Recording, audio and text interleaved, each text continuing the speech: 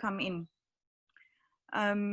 So just on general examination, the child had this obvious mass oral cavity extending from the floor of mouth, and it was actually adherent to the lower lip. And you can see that there was some hypertrophied component to the mandible.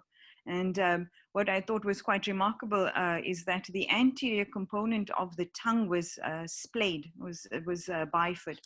The child had no respiratory distress, was initially born and then put onto CPAP because, you know, of the supportive need, but was actually not requiring anything. There was a nasogastric tube and there was initially no attempt to feed.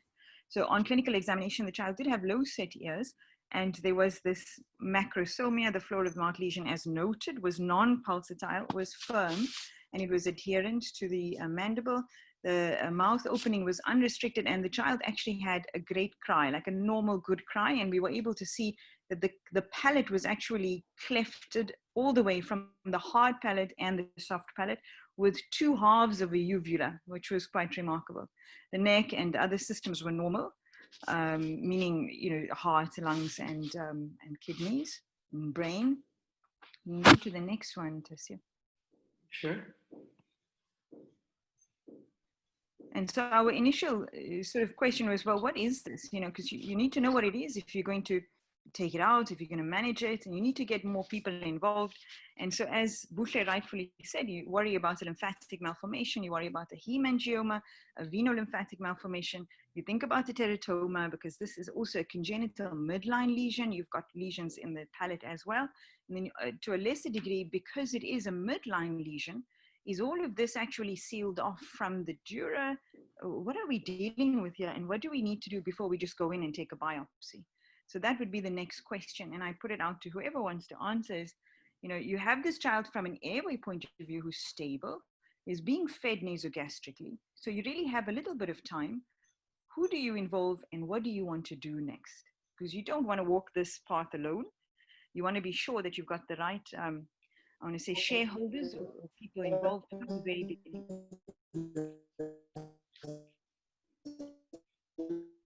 So you can go to the next slide. Yeah. Sure.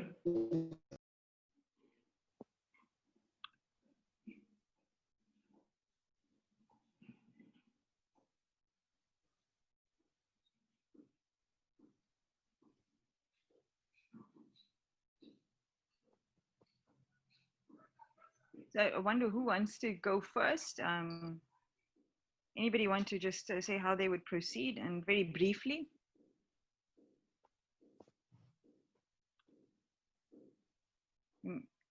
Okay, so I can attempt that, Shazia. Yeah, it's a very complex case, obviously quite rare as well. But in principle, you want it at a tertiary or quaternary institute dealing specifically with pediatric cases, and so that you can get obviously the necessary personnel involved.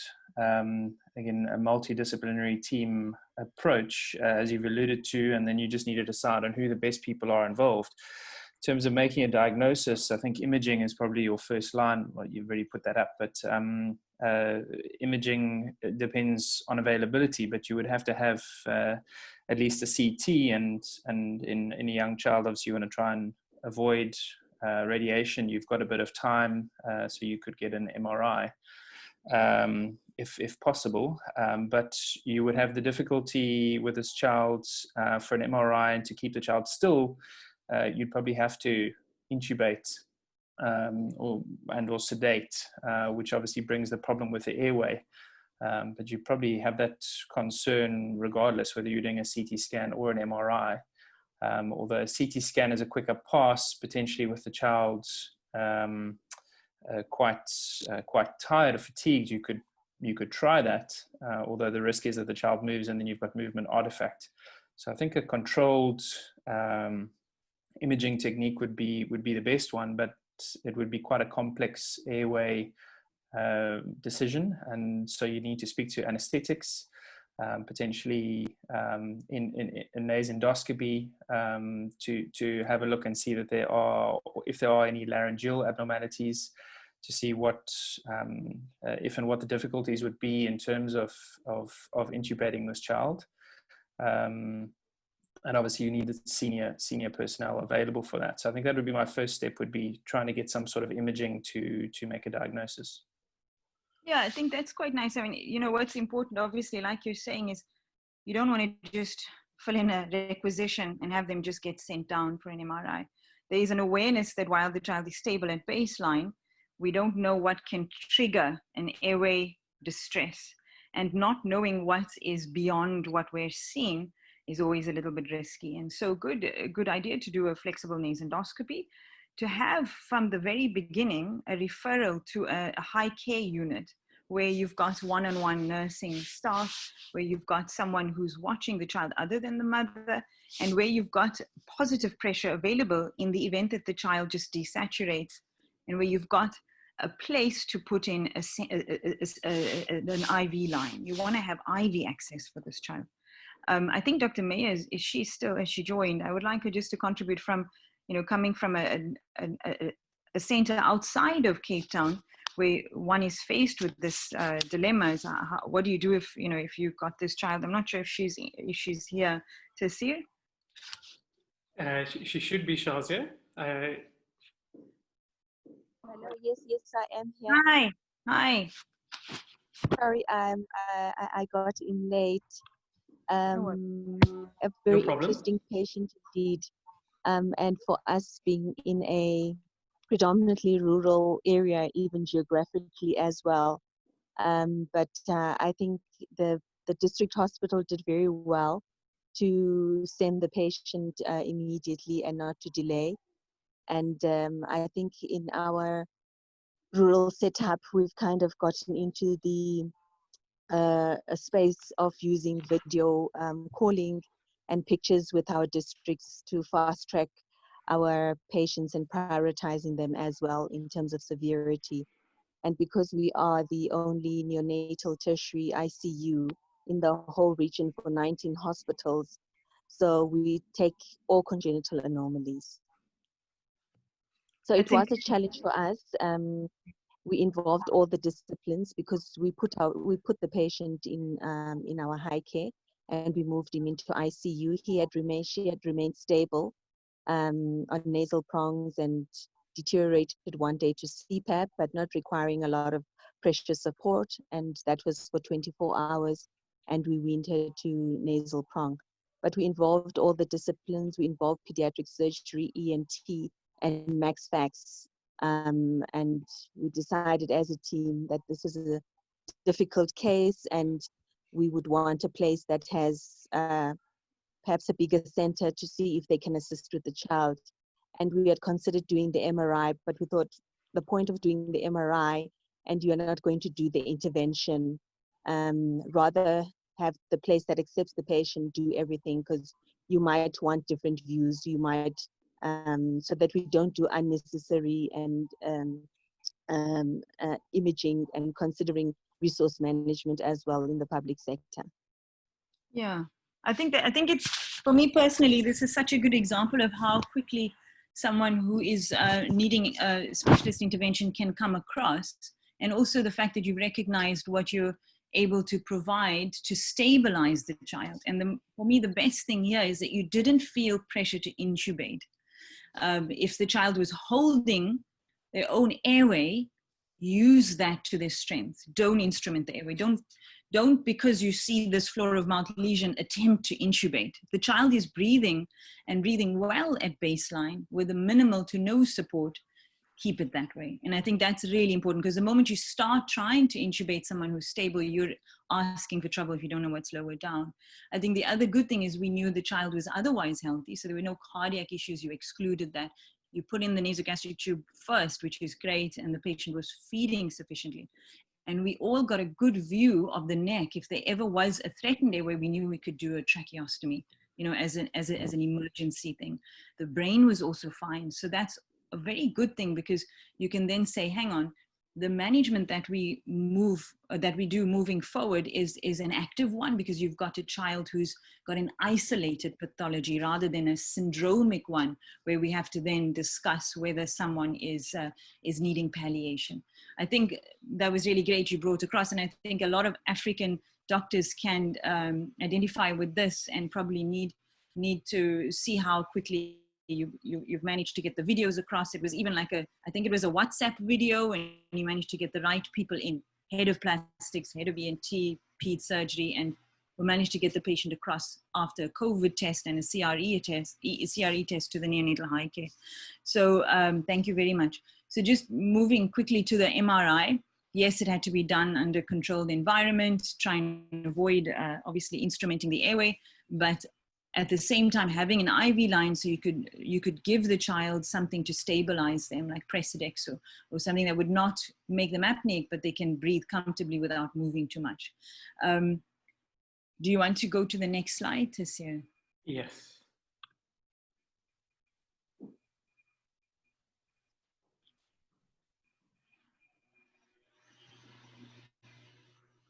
The benefits about this doing an MRI versus a CT scan was that just there's a soft tissue component to this, and it's important to see what the planes are, how deep this is. Is it an infiltrative lesion, or is it actually just an expansile one? Is it a vascular one?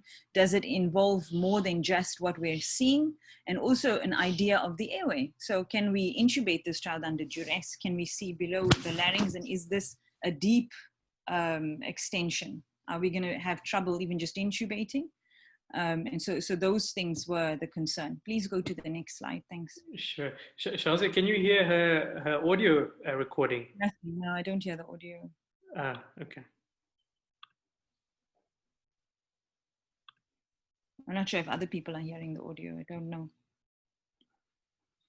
So this was the MRI. It was done with a consultant anesthetist down in the MRI suite. The drip was already in, and the patient had the resusc trolley on standby. We were also available, and it was done as quickly as possible with a radiographer who was very experienced, and it was done on a neonatal list, actually.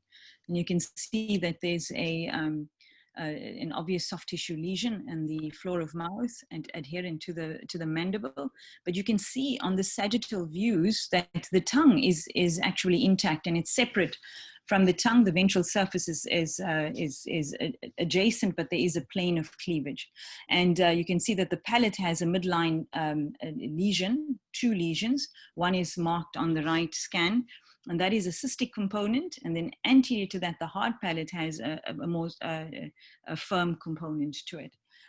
But again, there is an airway. There's an airway anterior to that hyper intense lesion, but posterior to that, you can see that that's near the skull base, and one worries about whether the clivus is actually present, or whether this would have been something sealed off from the brain. And so that's interesting to move on to the clinical examination.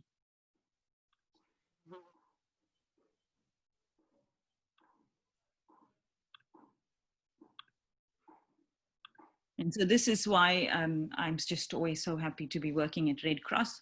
We have multidisciplinary team meetings. We have a pediatrician who's the shareholder. We all know our strengths and our weaknesses as subspecialists. And we get together and sit at a virtual roundtable now.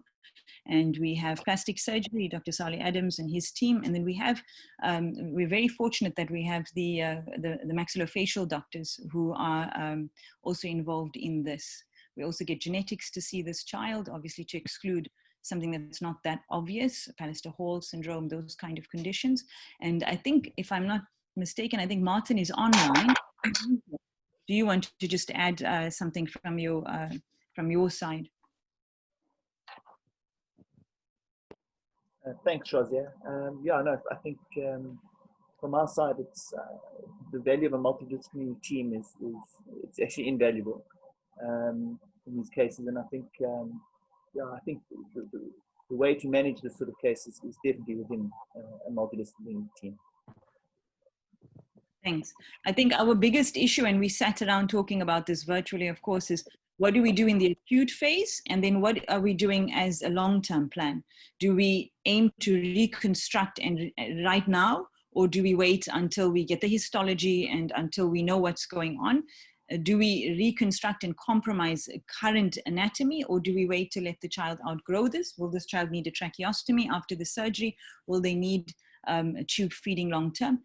depending on what this is, for example, as the differential of a hemangioma, do we even go in, or do we institute medical therapy? Do we give the child a trial of example of atenolol or propanolol and see what happens?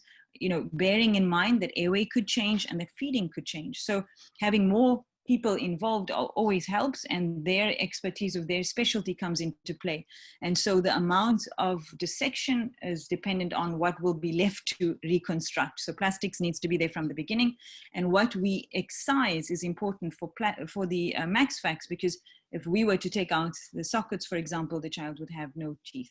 So these things need to be borne in mind. So we opted to take the patient to theater. I'm not sure, is it going to play a little bit longer to see? There we go. So the surgical planning was quite crucial, and this we discussed even with Professor Fagan, is it an excisional biopsy or an excisional biopsy, incisional or excisional? Obviously the MDT meeting, and to have an anesthesia consult early on, how to intubate if we needed to, what's the access, and what's the best way. So we opted on a video laryngoscope, intubating and using TIVA, which is your intravenous anesthesia. I think the bigger issue here also is if we opt to do it surgically, because we felt there was a good plane of dissection, that even if it is a hemangioma, we would at least have the diagnosis.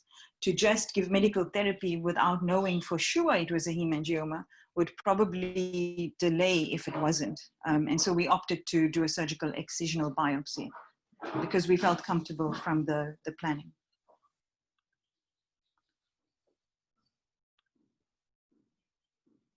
And so just with the anesthesia intubation technique, they opted to intubate orally first, secure the airway, and then change over to a nasal intubation. And you can see that there, the two tubes. They felt comfortable that they could see the larynx as a grade 1 view, and then proceeded to the nasal intubation. So that was their own decision. We weren't going to challenge them. And so we had a good examination under anesthesia. We were able to proceed to excise the tumor, and we had the maxillofacial Dr. Martin Douglas Jones with us.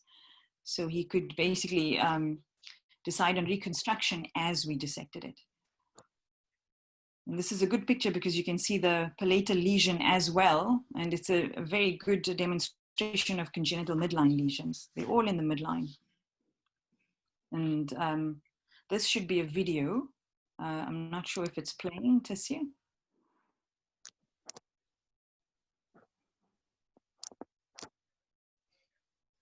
So quickly, that's the nasotracheal tube that's passing along the back wall of, just go back to that. I'll just explain that. That's the nasotracheal tube that's passing along the back of the nasopharynx, and you can see the epiglottis there. And on the left, at about 7 o'clock, you can see the right uvula with the splayed palate. And in the midline, you can see just a cystic lesion.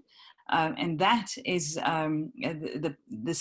what the tumor, component of the tumor that's dividing the soft palate.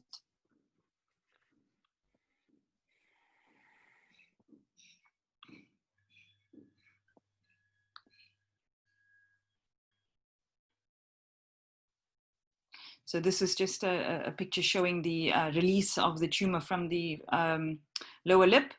Bearing in mind, we need to reconstruct and then proceeding to dissect it along a plane that was actually quite well demarcated. We went deep, we were above the mylohyoid muscle and towards the ventral surface of the tongue, staying in the midline to avoid any vascular injuries of the vessels, and then preserving what we could of the mucosa of the frenulum of the tongue for reconstruction. And it was actually a fleshy mass. It came out very easily, really, in the plane that we divided. And this is what we were left with. We had that the mucosa of the ventral surface of the tongue. And remember that the tongue anteriorly is divided, it's bifid. We didn't address that, and we had Martin, who's from MaxFax, then reconstruct. And we were so tempted to remove that hypertrophied gum, but obviously held back because, as Martin rightfully told us, the sockets of the teeth are in there and that will recede. Martin, do you want to just explain your reconstruction quickly? Thanks, Isaiah. Yeah, no. So essentially, what we did is we sort of just advanced the floor of the mouth, sort of over the alveolus, sort of obviously trying to do it under as little tension as possible. And we left a small area where we felt that we could leave the lesion to, or the defect to heal by secondary intent with a bit of granulation. There was a little bit of concern that the edges of the advancement flap were a little bit dusky initially, but sort of anecdotally, we sort of noticed that often that is the case when you are advancing these flaps, and giving it some time, generally heal pretty well. So yeah, that's pretty much where we are. Yeah, and it acted like a really good biological dressing, even though the edges were a little bit dusky. Hey? Yes, sure. And in fact, it was true. The child's gum actually receded slowly, and it's obviously a long process, but it and I assume with time it will recede even further, right? Yes, and I think the fact that the tumor is now out, that sort of the displacement of the alveolus is with sort of muscle pull and the rest is going to improve as well. And I think it's sort of generally going to give us a better, yeah, I think we're going to end up with a good result here. I think also what I didn't mention initially was that we did sort of try and lengthen the lip with a VY closure. Initially, it was a very shallow vestibule.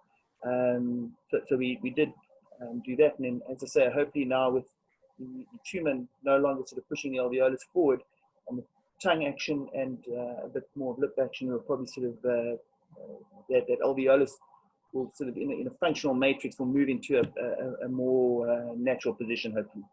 Right, and then you'll address the bifid tongue as they come together naturally with the receding component. Yeah, I think initially part of the concern was that we were working with the floor of mouth, and we were advancing the floor of mouth as we were going along, and as such, sort of obviously sort of working in an area where there wasn't much space and a bit of a pendulum to work with, and with the sort of planned palatal surgery with the palatal cleft, which generally sort of everyone has a different protocol, but it's staged a little bit later.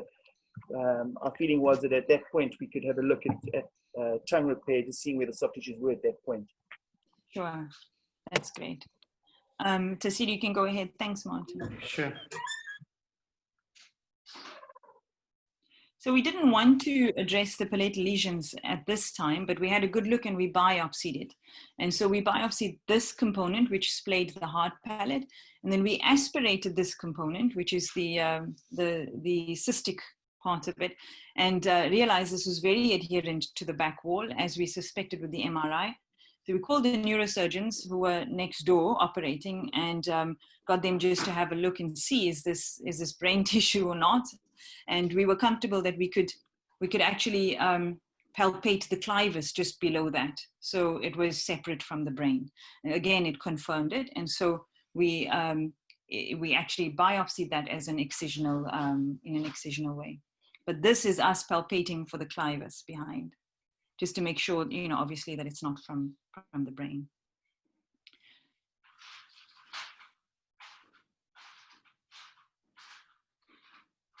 You can go to the next slide. Yeah. So these are the two specimens, and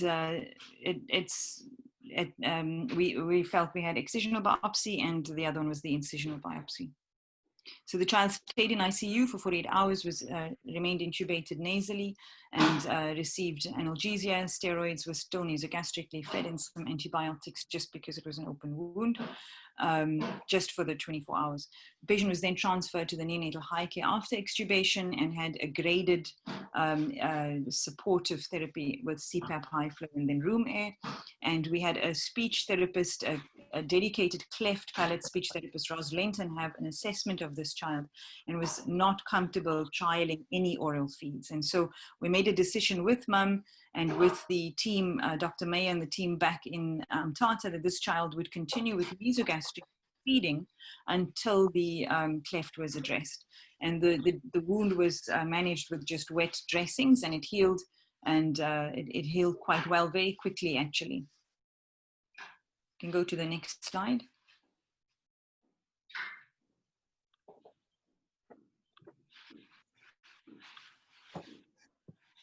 And this is what Martin was talking about with the initial dusky shakiness. This was the acute phase. You could see from ET tube to CPAP, and then subsequently to high flow, and then basically room air.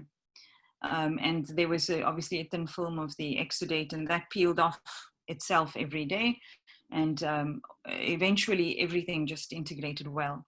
So the histology diagnosis was a hamartoma for the floor of mouth lesion. And then the hard palate lesion was a congenital hairy polyp, and that little cystic component was a capillary malformation. And so it was all just together as, I think, as one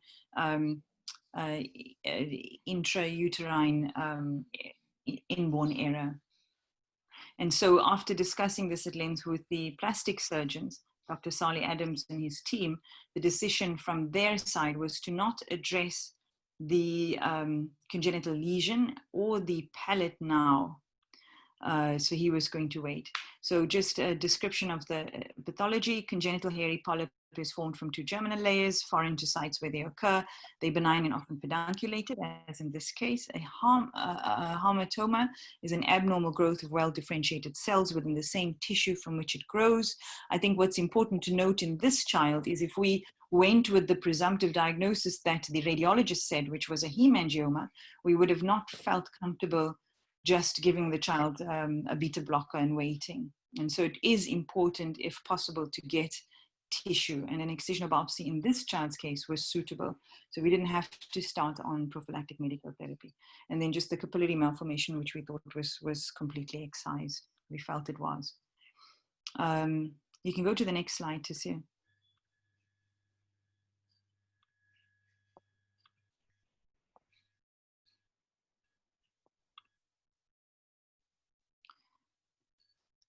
So the hemangioma obviously was the big differential.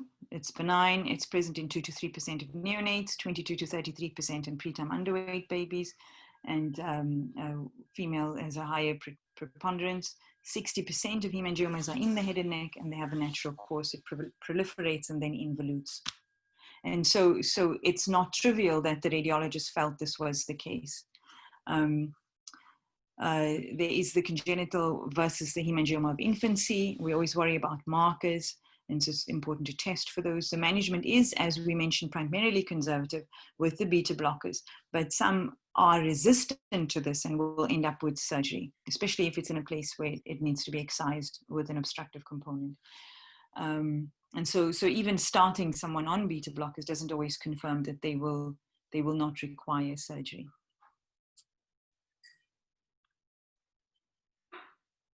So this is what I mentioned with the cleft palate repair, is we want the child ideally to be 6 months of age and or 10 kgs. And this is important to note because as with any midline structure that is splayed or clefted, you want to get good closure and good results the first time. So Dr. Adams opted to wait, and it's reasonable, and the child has a feeding plan, is currently tube fed, and will stay with Dr. Mayer in the neonatal ICU there until she's ready to go home, and mom is happy with the feeding. And then after the cleft is repaired, the decision on whether oral feeds commences will be done at that stage. We will also get genetics follow-up because it takes long to do these tests, and we worry about whether there is a systemic component to this, an underlying condition that could have precipitated this. And obviously, if we didn't mention it along the time, is an audiogram, because there were low set ears. We want to make sure this child can hear. So to summarize, congenital cervicofacial tumors are rare, they really are, and they are challenging to manage. We always want to be aware of the fact that there can be dual or multiple pathology. So seeing the first video of this floor of mouth lesion is great because you see the pathology, but the cleft palate and the other subsequent tumors are only seen afterwards. Acute airway and feeding management is crucial. Once you've sorted that out, or at least in the short term, then you have time to think and make definitive plans. Your MDT is absolutely necessary.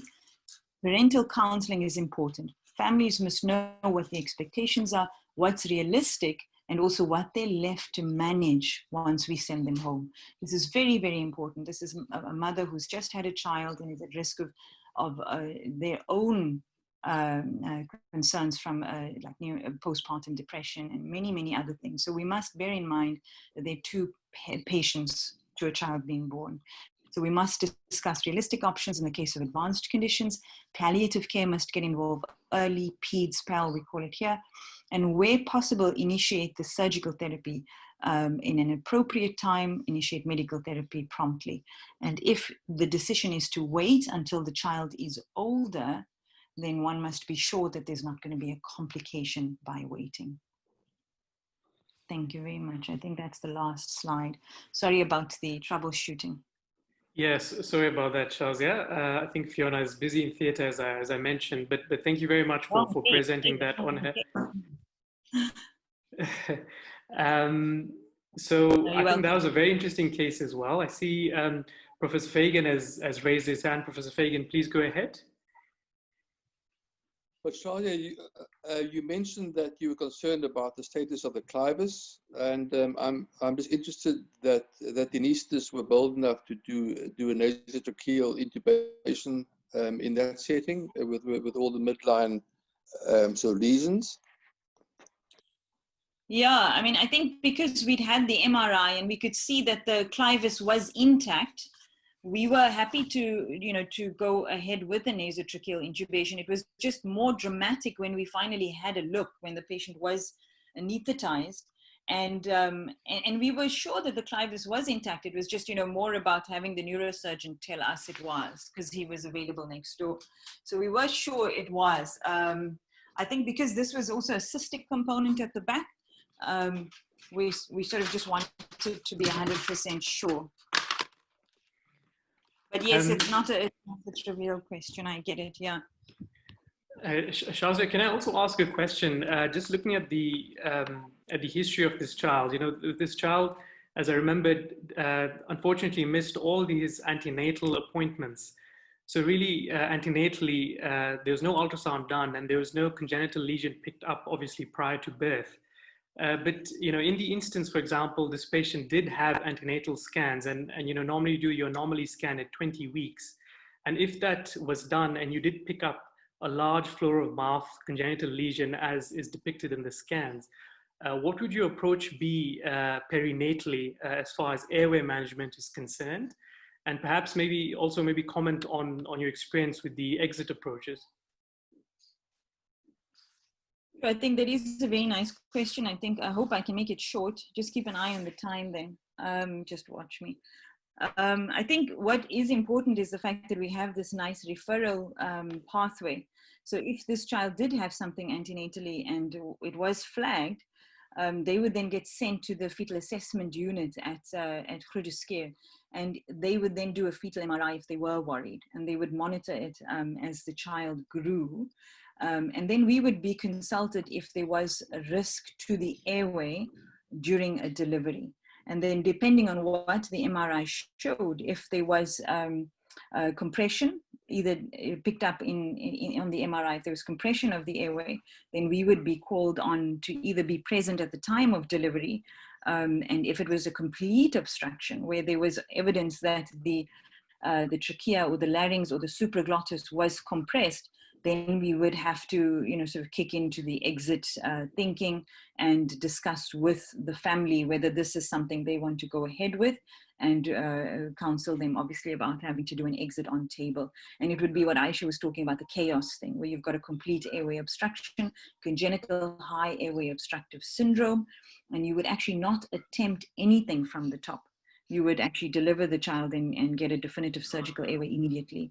They're very rare, and so hopefully, even if we do get someone fast-tracked to the fetal assessment unit and do a fetal MRI, they can pick up air along the column of the upper airway. If there is an airway and it's narrow, 2 millimeters or less, then it would also be an exit, but we would then opt to do what we call a partial delivery, where the baby is still attached to the mum, and we would intubate, basically with a rigid telescope railroaded an ET tube onto that. And so we would attempt to intubate beyond that. So those would be the two options if we were then called in. I would imagine the patient in their rural facility would be fast-tracked to Mthatha, would be fast-tracked to Groote Schuur, and then we would get involved. Great. Thanks. Thanks very much, Shazia. In the interest of time, I'm going to allow one question, and I see Dr. Mag has raised her hand. Dr. Mag, please go ahead. Thank you very much. So it's me, Martha Mayer from Tata. It's quite encouraging to know that at Grooteskier there's this fetal center and exit procedures. I mean, for us in this area, those are things you've just noted in your literature, because there's vast disparities in rural and urban centers. And I think because we're all aware, majority of patients, even in urban settings, are not able to get fetal anomaly scans. And sometimes even if they do get an ultrasound, some of these anomalies are missed. And I think as a country and as a health system, it is good to have a connection in referral pathways where centers that are more have a better advantage in terms of facilities and expertise are able to rope in areas that are less advantaged in terms of facilities and in terms of infrastructure as well, because our area is quite rural, and Nelson Mandela Academic Hospital is the only tertiary hospital for the entire north eastern region of the Eastern Cape, which is the former Transkei, and we see a lot of congenital anomalies. We have some of our registrars currently embarking on this MED, so we don't know what are the answers as well. We see lots of weird, unusual congenital anomalies, and sometimes we can't get some of our patients across to other centers. So I think if such collaborations can continue, have a good EMS systems, would be able to help a lot of children going forward. Great. Thank you very, very much, Dr. Mayer, for those comments. Shazia, I'm just about to wrap up our session for today. Would you like to make any closing comments? No, just, we all are aware of all the pediatric conditions that impact on airway and feeding, and it is very challenging. It's always very challenging, and sometimes it's helpful to just call someone and find out, is this what I should be doing? It's always reassuring to have someone to call and contact for advice. I think that's very important. We have only each other in Africa, and I think we must play to our strengths. So that's important to note. I don't know if Prof. Fagan wants to say anything. No, I've got nothing to add. I think that's a very nice closing comment. Thank you very, very much, Dr. Shazia P, and all our presenters. I'm getting individual messages on the chat function just saying how grateful they are and how excellent all the cases were. So thank you very, very much to our presenters. I'd also like to mention we do have a YouTube platform that has recorded some of our past presentations. So if you'd like to access that, you just press in you just type in UCT-Africa Virtual ENT and you can access it via our channel. I'd also like to recognize Dr. Muaz Tarabici, who is now putting our links to our meetings on the TSESI online website as well. So thank you very much, Dr. Muaz Tarabici. And I'd like to actually end our session now. I see we're really pressed for time, but once again, thank you everyone for joining us nationally in South Africa, continentally in Africa, and people from around the world. We'd like to further invite you to our sessions next week on Wednesday, 8 a.m. South African Standard Time and 8:30 a.m. on Friday, South African Standard Time. Thank you very, very much and have a lovely day ahead.